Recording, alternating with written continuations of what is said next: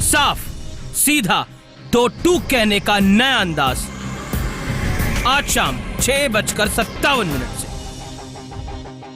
सीधे रुक करेंगे फाइनेंस मिनिस्टर की प्रेस कॉन्फ्रेंस में, जहां इन्हीं सारी तमाम प्रॉब्लम्स पे लोगों की नजर है। इसके लिए एक स्वाभाविक प्रक्रिया है जो चलती है। पहला ये कि आपको यह निर्णय अचानक लेना पड़ता है, इसको गोपनीय रखना पड़ता है, इसलिए कि लोगों को पैसा बदलना या उसको किसी गोल्ड में कन्वर्ट करना या और ऐसा काम करने का अवसर ना मिले। दूसरा, जो करेंसी आप बाजार हटाएंगे, जिसको लीगल टेंडर नहीं मानेंगे, कानूनी नहीं मानेंगे, उसकी जो वैकल्पिक करेंसी आएगी वो अच्छी मात्रा में बैंक की व्यवस्था में होनी चाहिए। तो पिछले कई महीनों से वैकल्पिक करेंसी छप रही थी, वो भी गोपनीय था। स्वाभाविक है कि जब करेंसी वापस जाएगी और एक नई करेंसी उसकी रिप्लेसमेंट में आएगी, इसकी कई तकलीफ लोगों को होगी, इसमें कोई दिक्कत नहीं है। आज एक दिन बैंक बंद रहेगा, लेकिन जितने भी तर्क दिए जा रहे हैं कि ये तकलीफ होगी या ये तकलीफ होगी, मैं इनको बेबुनियाद मानता हूं। और ये किसी तरीके से काला धन वापस प्रयोग करने की सुविधा मिल जाए, उस दिशा के अंदर तर्क दिए जा रहे हैं। कल जब बैंक खुलेंगे, जो काम आप कल तक कैश देकर करते थे, उतने का चेक काट दीजिए। आज तो जनधन योजना के बाद, फाइनेंशियल इंक्लूजन के बाद, देश में लगभग अधिकतर लोगों के चेक्स बैंक अकाउंट्स हैं ही, और जिस किसी का नहीं है उसको 5 मिनट लगेंगे बैंक अकाउंट खोलने में। तो आप ये आवश्यक नहीं कि कैश में खर्चिए।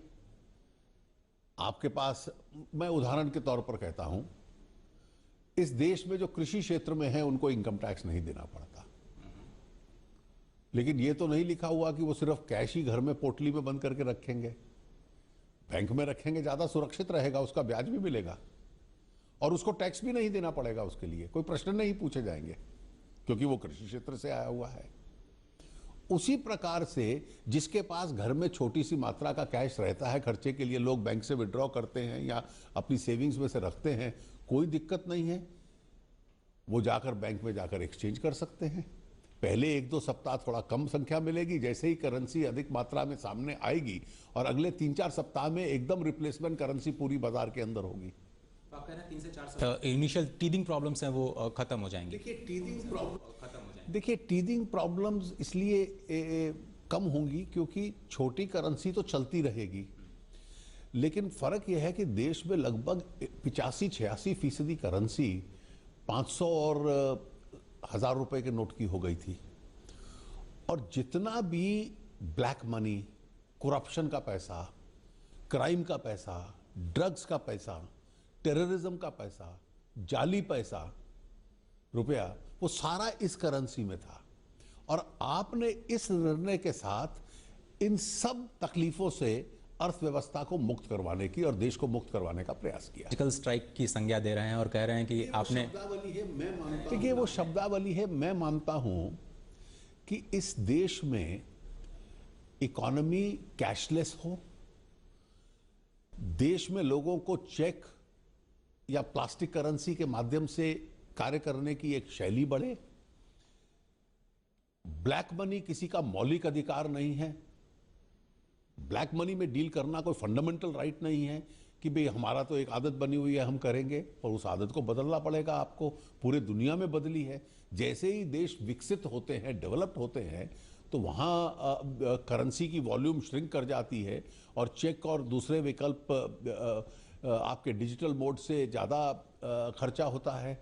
उस दिशा के अंदर धीरे धीरे भारत जाए, ये तो देश की अर्थव्यवस्था के लिए अच्छा है। और इसके आप लाभ देखिए, आपको ब्लैक मनी से छुटकारा मिलता है, आपको भ्रष्टाचार से छुटकारा मिलता है, अन्य अपराधों के लिए जिनका मैंने जिक्र किया, आपको उससे छुटकारा मिलता है कि उसके लिए जो कैश करेंसी अवेलेबल होनी चाहिए वो कम होती है।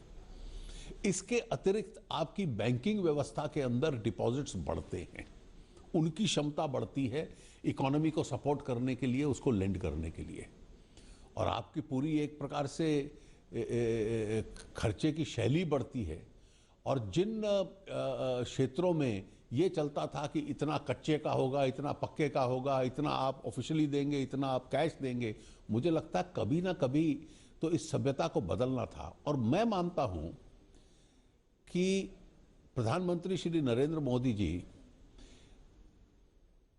का इसमें एक स्पष्ट दृष्टिकोण था कि मैं एक लैकलस्टर रूटीन की सरकार चलाऊं, जैसे 2004 से 2014 तक चली, केवल फाइल साइन कर दी और कुछ निर्णय हो गए, या देश के जनजीवन के ऊपर मैं प्रभाव डालने का प्रयास करूं।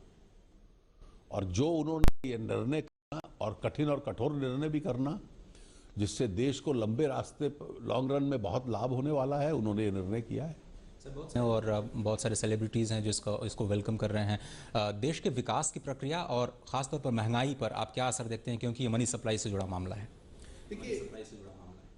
देखिए, कैश मनी सप्लाई तो कम होगी, वो तो स्वाभाविक है। और इसलिए जो ऑफिशियल ट्रांजैक्शंस हैं, ऑफिशियल ट्रांजैक्शन बढ़ेंगे। और जब ऑफिशियल ट्रांजैक्शन बढ़ता है तो लॉन्ग रन में इनडायरेक्ट टैक्स पे भी असर पड़ेगा और डायरेक्ट टैक्स पे भी असर पड़ेगा।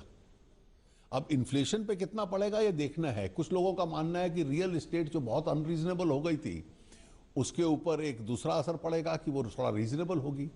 लेकिन जैसा मैंने आपको कहा कि ब्लैक मनी से चुक्ति मिलेगी, बैंकिंग व्यवस्था स्ट्रेंथन होगी।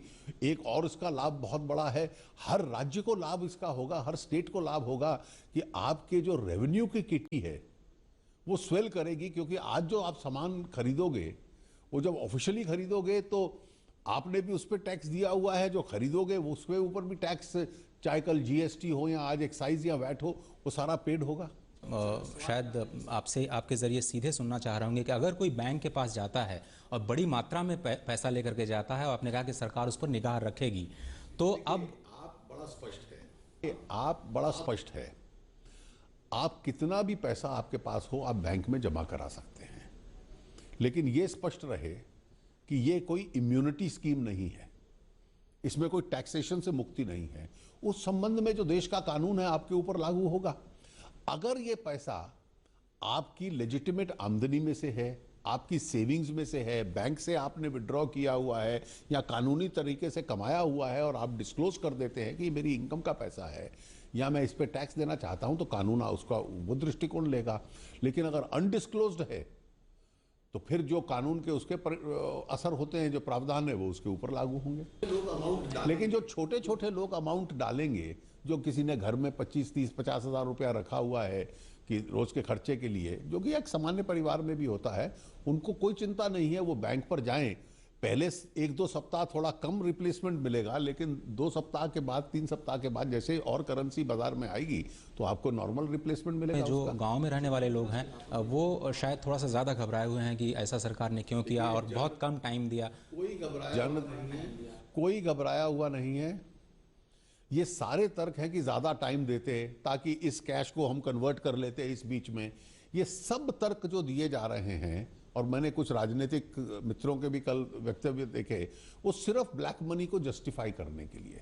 जैसे एक तर्क दिया गया कि प्राइवेट हॉस्पिटल्स को सुविधा दे दो। अब हम नहीं चाहते कि हर छोटे बड़े शहर में प्राइवेट नर्सिंग होम या केमिस्ट की दुकान या डायग्नोस्टिक सेंटर मनी चेंजर बन जाए इस प्रावधान में। अब जिस व्यक्ति ने वहां इलाज करवाना है, अपना चेक काट के दे दे, कैश देने की बजाय चेक काट के दे सकता है। और अगर बैंक अकाउंट में पैसा नहीं है तो ये कैश जो है उसके पास बैंक अकाउंट के अंदर डाल दे। सरल तरीका है। तो सरकार का मतलब है कि आप कैशलेस इकॉनमी की तरफ देश को ले जाना चाहते हैं। क्या इसके कुछ राजनीतिक असर भी आपको दिखाई देते हैं? बहुत सारे लोग ये समझना चाह रहे हैं क्या चुनाव के मद्देनजर तो ऐसा फैसला नहीं लिया गया? देखिए, मुझे लगता है कि इसका एक ही राजनीतिक असर मैं देखना चाहता हूं कि राजनीति और चुनाव प्रक्रिया भी इससे स्वच्छ होगी।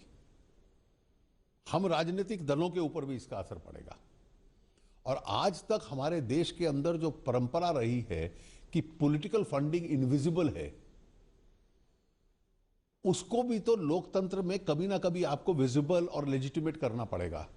जब अटल जी की सरकार थी तो हमने इनकम टैक्स एक्ट में, रिप्रेजेंटेशन ऑफ पीपल्स एक्ट में बड़ा कोशिश की थी कि हम चेक डोनेशंस की तरफ जाने का प्रयास करें। कुछ कदम उसमें उठाए गए हैं। मुझे लगता है इस निर्णय के बाद बहुत बड़े कदम उस दिशा में भी मिनट का फैसला लिया था सर, एसआईटी का गठन किया था काले धन पर, उसके बाद काले धन को लेकर तमाम आपने विदेश में जो काला धन है उसको लेकर कानून बनाया, देश में जो घरेलू उसके लिए विंडो भी दी। ये जो काले धन के खिलाफ आपकी लड़ाई है वो क्या माने कि अब एक निर्णायक मोड़ पे पहुंच चुकी है और यहाँ से कुछ देखिए, आपने एक कदम एक दिशा में स्पष्ट था, एसआईटी बनाना, फॉरेन ब्लैक मनी का कानून बनाना, लोगों को डिस्क्लोजर विंडो देना, उस पे टैक्स लेना, बड़ी मात्रा में टैक्स लेना, पेनल्टी लेना और उनको ईमानदार बनने का एक प्रयास करना। जो नहीं करेंगे उनको सजा होगी।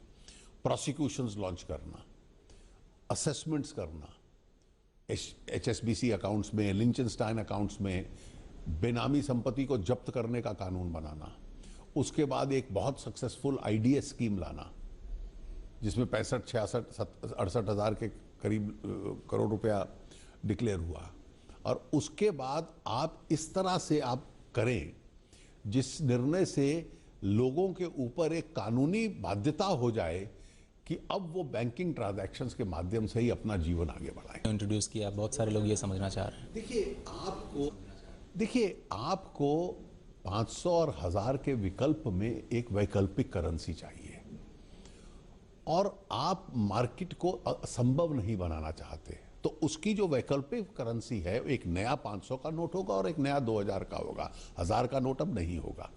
और इसलिए इस व्यवस्था तो चलनी है, लोगों ने खर्च भी करना है पैसा, और इसलिए कोई जाकर, लेकिन इतना जरूर होगा कि अब एक बार आपको बैंक में डिपॉजिट कराना पड़ेगा सारा पैसा, तो फिर उस व्हाइट मनी को ब्लैक करने में जिस पे टैक्स भी दोगे तो कौन सा आपका इंसेंटिव बचेगा। अंत में आपसे ये समझना चाहेंगे कि इस कदम को क्या आप आर्थिक सुधारों की दिशा में एक बहुत सफल कदम मानते हैं, बड़ा कदम मानते हैं? देखिए, मैं इसको बहुत